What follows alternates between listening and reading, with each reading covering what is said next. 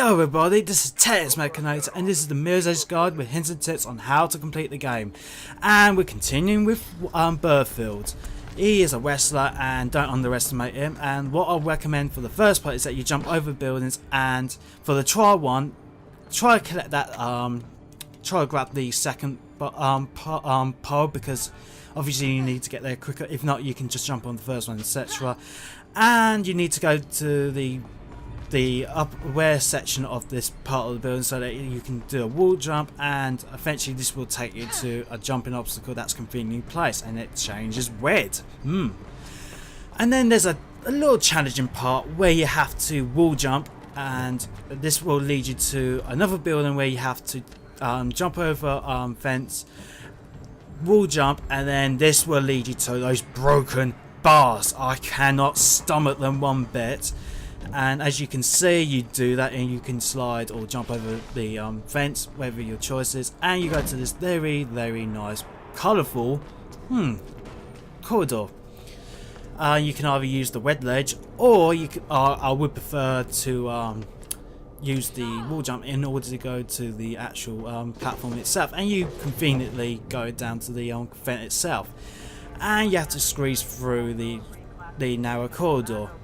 Was listening to a broadcast about cigarettes, and you go up to a staircase where it leads you to Burfield's office, which he has got locked, so you can't go in there. Poopers. And this takes you to above Burfield's office, and you can eavesdrop, and it takes a long time, so I won't show you the cutscene. The key thing is the gun. Yes, it's the gun. That's the important thing for your success in this level. Well, this part. What you do is that once the cutscene ends, what you do is that you smash the glass into pieces, and you jump onto the fountain. After you go up to the red section of the fountain itself, you shot the 2 glass panels above you, so that you can avoid the police. And there's one tip as well with this building: don't take too long, or else the police will arrive and kill you. As soon as you finish with this part, you need to go to the opposite side of the floor so that you can get to the red door and go to the penthouse. However though, don't think this is over yet, because the police are very fast. They got Goku's ability for instant transmission. And eventually what will happen is that you go along a passageway and you slide underneath obstacles, and you go into this ugly looking corridor which is green, yuck. And for the first time in this game, there's a broken lift that's not available, and in order to get there you need to go down the red pipes. And the most pleasant thing about it is that you can hear them cursing you, and eventually this rat infested city, unhygienic. It's really on, and then you turn right into the building levels, and use the SIP YA to jump over the gaps, and use the little detour in order to get to this part, because there's barbed wire. Barbed wire always get in my way, and you do some kind of U-turn here, because you have to use the jumping button, jump in, etc.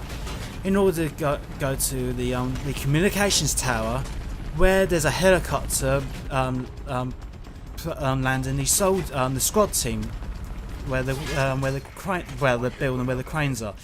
In order to finish these enemies off, you need to go to the leftmost one and knock him out, and you shoot the second one. Try to use less bullets as you can, because the third one is awkwardly positioned, therefore you could run out of bullets because you can't really see him. What I tend to do is beat him into a bloody pulp, and you climb onto the pipes themselves in order to get to the next part, which is another loading screen, which has got another green corridor, and you go to the lift again. Oh god, these lifts. And this time it's promoting the 5 signs of threat. The 5 signs of your kid being a free runner. Even your child wearing red could be considered as dangerous. As soon as you finish that part and you go into the X2, you need to go down and walk onto the next building so that you can climb on the janitor's room, wherever it is, so that you can jump onto the orange section, I suppose, and then which is a shortcut, and you jump onto that part of the building so that you can get to the the scaffolding, which is a position above the plaza according to Mark.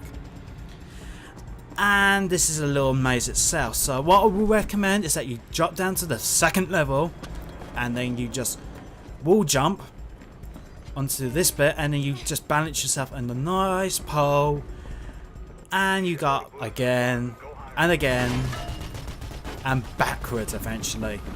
And this is my favourite bit of the game, where you slide underneath the thing and then suddenly a guard comes out and then you just punch his face as if it's nobody's business, and he gets owned. And then the police they just become cowards, and then instead of just dealing with them, you can just climb over this part, and it takes you to the red cranes where you need to go to the top of it in order to avoid their gunshots. This takes a little bit, but anywho, it's a little fun experience, because at the top of the cranes themselves, you're provided with a sequence where Faith runs along the crane itself, and it jumps onto this bit, which is really cool. And then you jump onto this bit. Even Mark is even surprised that you even survived it. And then the next level, you need to meet up with Burfield in order to find more information about Icarus. We don't know what that's about yet, but in order to get there, you need to run straight forward onto another building and get the red pipe so that you can press the button to turn off the electricity. And then there's a bit where you have to use a lot of L2 buttons, because there's a lot of barbed wire in this area, so be careful with that. For example here, so if you, oh yeah, by the way, if you touch the bar, guess what, you have to go back to, you won't be able to go over the fence. And there's a maze. You jump over to the ceiling, I suppose, and this bit, believe it or not, it's the first time that it's got collapsible slabs. I don't know what they're called, and you eventually wall jump onto the to the ceiling again. And there's the broken bars. I better stop making jokes of that. I better create some kind of swear box for that. And then it takes you to when it's got steam, and you need to need to go into this narrow bit so that you can deactivate the steam running. And this is really slow. It takes a little bit amount of time in the trial one, but it shouldn't really affect it too much. But I wish the developers just made it shorter. And then once you get to the main room, you see Ropeman with Lieutenant Miller, Kate Sapir, and you thought to yourself, God, that bastard, that traitorous one. And you see Burfield, who's the wrestler, and this guy, well, he's only at 1 star because you only press one button in order to defeat him. He throws you as if he is a wrestler, so it's not like WWE. This is actually real, not scripted.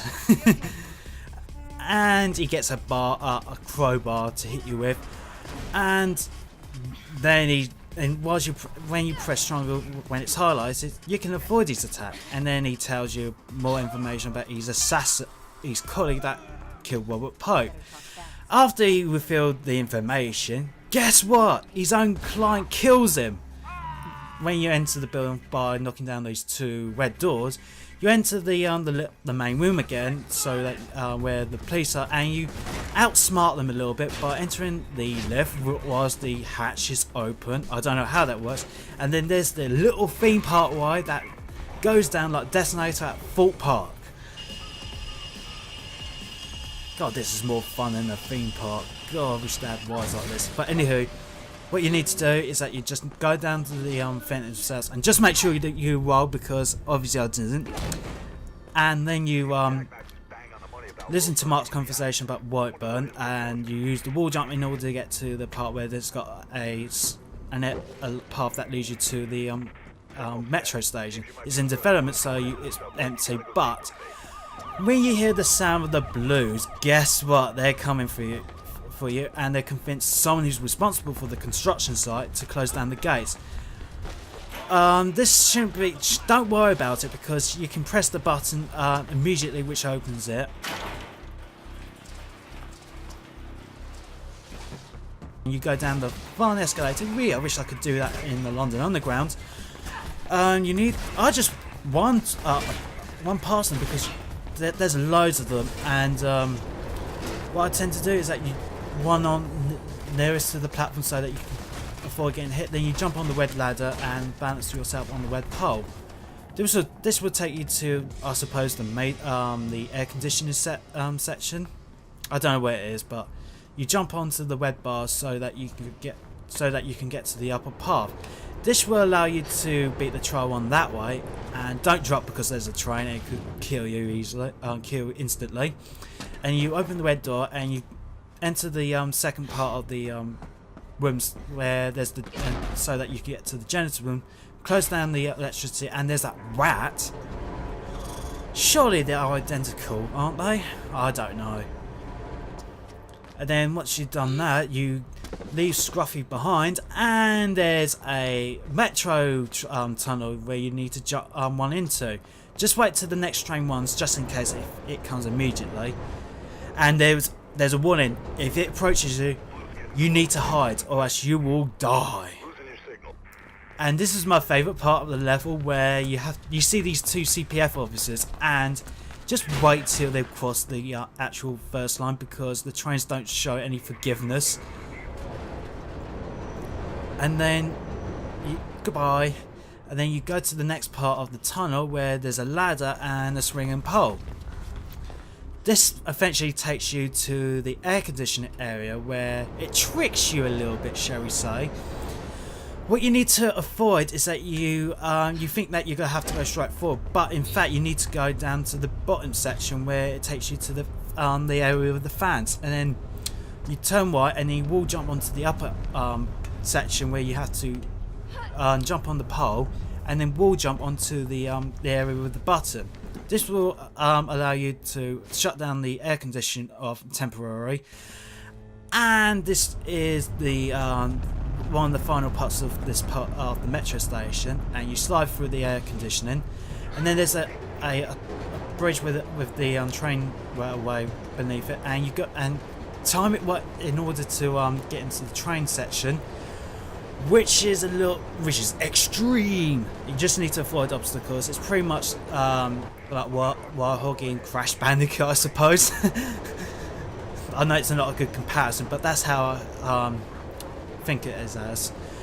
With the second train though, you need to use L to duck, L1 to jump over poles, and use the analog stick to dodge signposts. And eventually what will happen is that the train stops. The Blues must have shut down the electrical power. Don't know how they've done that very quickly, but once the sparks appear, what needs to happen is that you need to go back to the rear part of the train itself, so that you can land near where the exit is, and you smash open the red door where you see Celeste, and Mark says that she will recover you and put you into a safe hiding place. And that's the end of the level.